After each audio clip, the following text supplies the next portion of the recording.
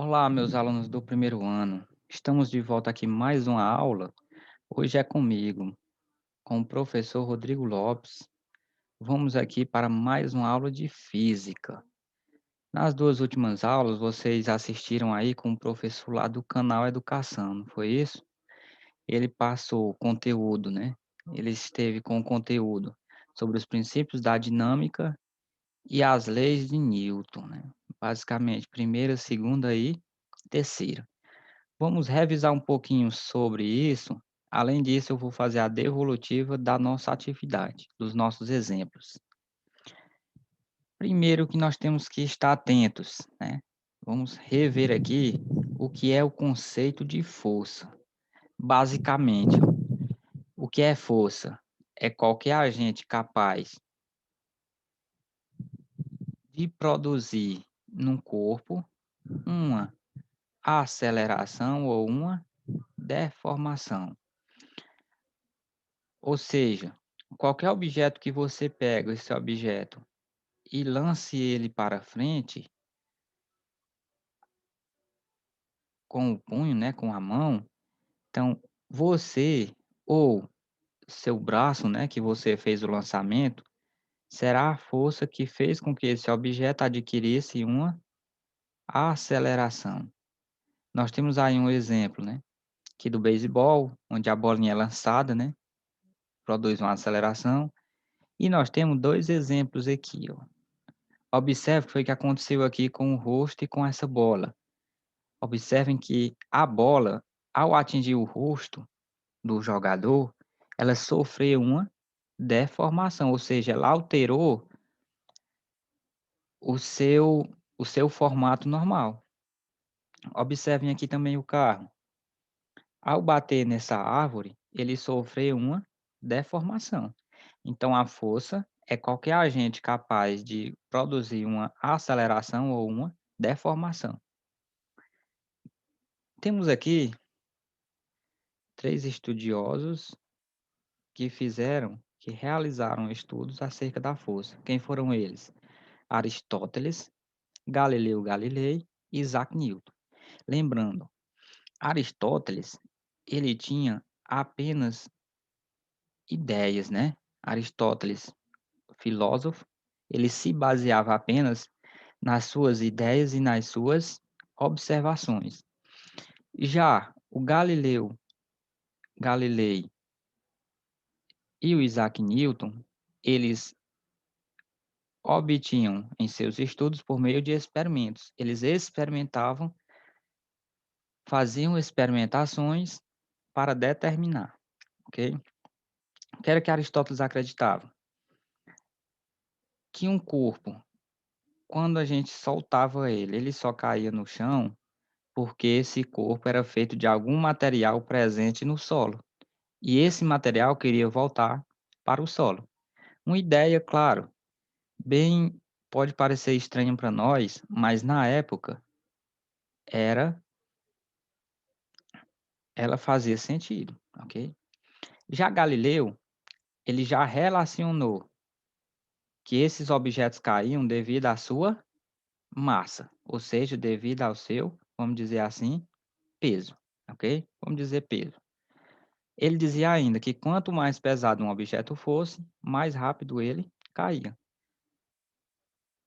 O Galileu, ele começou a entender ou a desenvolver o princípio da inércia. E quem foi que desenvolveu totalmente esse princípio foi Isaac Newton. Ele, inclusive, escreveu até um livro sobre a inércia.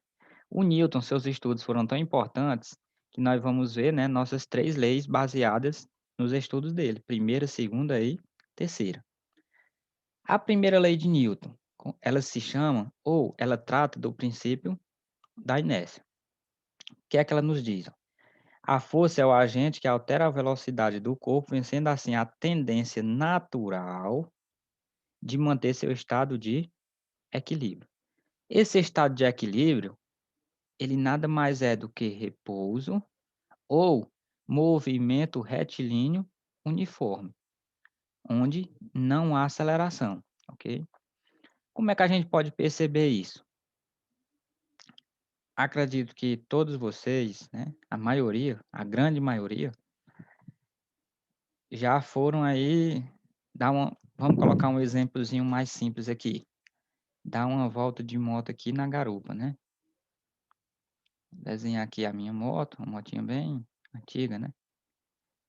Por bem, o motorista aqui da frente e aqui eu tenho o garupeiro. O que é que acontece? Então vocês 2 aqui na moto, a tendência, se vocês estão em repouso, a tendência é permanecer em repouso. Quando aqui, quem está dirigindo acelera de uma vez, o que é que acontece com o garupeiro? Ele falta a hora é cair para trás. Por quê? Ele estava em repouso. Como a sua velocidade aumentou assim de forma brusca, o corpo dele queria permanecer em repouso, por isso há esse susto, né? Falta a hora é cair para trás. A mesma coisa, se ele for, vamos supor, ele vai aqui numa velocidade de 60 quilômetros por hora, aí avista um obstáculo. Quando ele freia, o que é que acontece com o garupeiro? A tendência é continuar para frente, que acaba até às vezes, se não estiver segurando, batendo aqui nas costas do motorista. Por que é que isso ocorre? Porque como você estava em movimento, a tendência do seu corpo é permanecer em movimento, ok?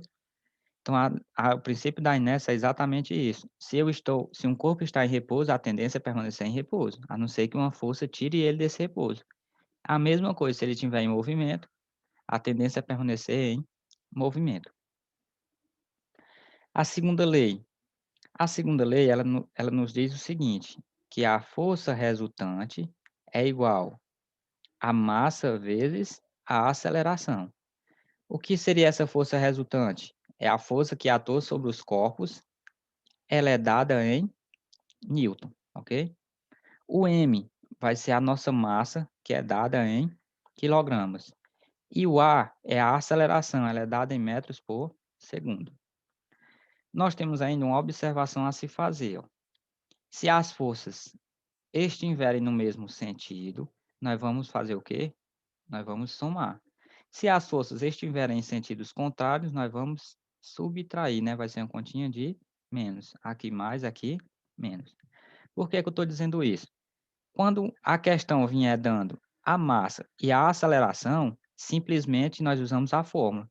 Quando ela vier dando duas forças, aí eu vou observar. Se estão no mesmo sentido, eu vou apenas somar. Se estão no sentido contrário, eu subtraio, ok?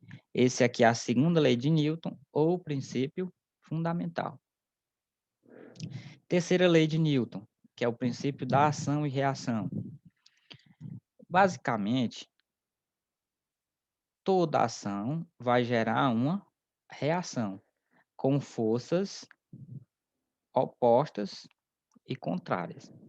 Significa dizer o quê? Vamos supor que um objeto está exercendo uma força de 20 newtons sobre outro, esse outro objeto vai estar exercendo a mesma força com sinal contrário, enquanto um é positivo, a outra é negativa. É o que acontece aqui, ó. A mesma força que o martelo está exercendo sobre o prego é igual à força que o prego está exercendo sobre o martelo, apenas o contrário.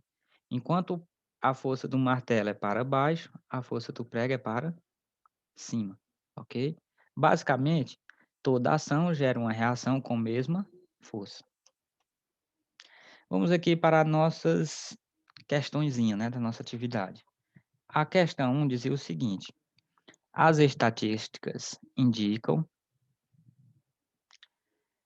que o uso do cinto de segurança deve ser obrigatório para prevenir lesões mais graves em motoristas no caso de acidentes. Para que é que serve o cinto?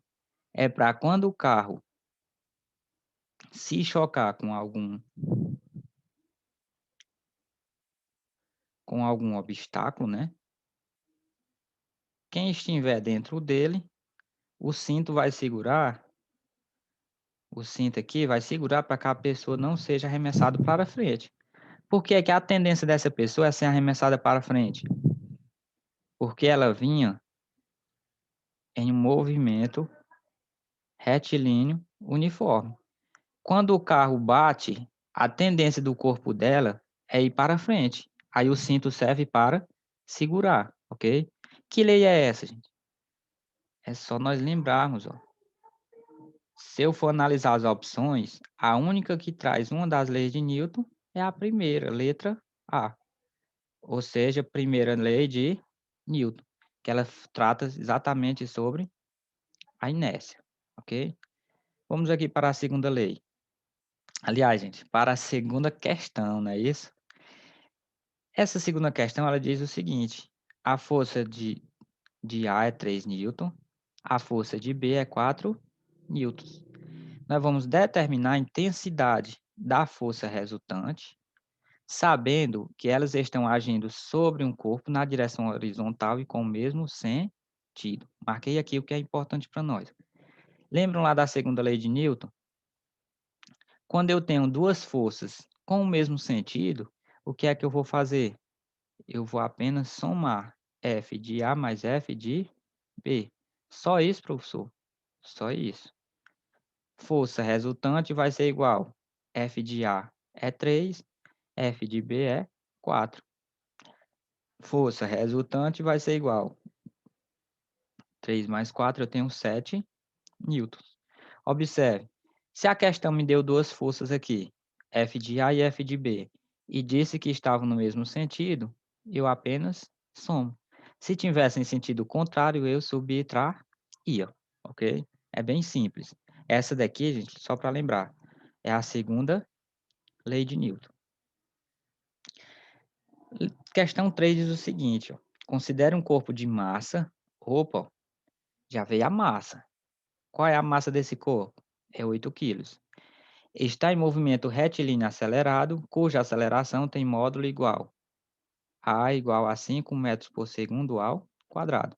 Observe, me deu aqui a massa, que é o m, e me deu a aceleração, que é que ele quer? Força resultante. Como é que nós vamos calcular essa força resultante? Vou somar duas forças? Não posso, né? Porque ele me deu a massa e me deu a aceleração. O que é que nós vamos fazer? Multiplicar massa vezes aceleração, ok? Força resultante vai ser igual. Quem é a massa? É 8. Quem é a aceleração? É 5.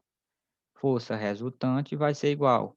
8 vezes 5, 40. Logo, a força resultante desse exemplo é 40 newtons, ok? Simples, ó. Novamente aqui eu tenho uma segunda lei de Newton.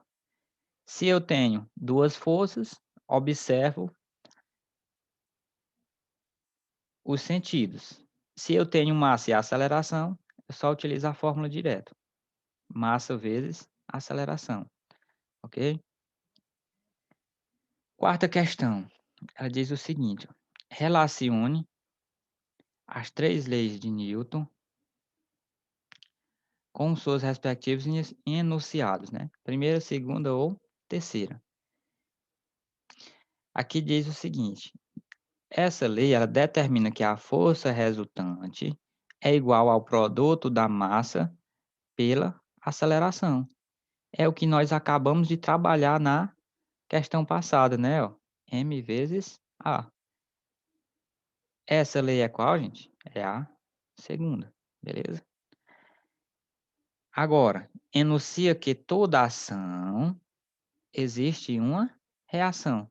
Falou ação e reação, eu já sei que é qual? É a terceira, né? Ó.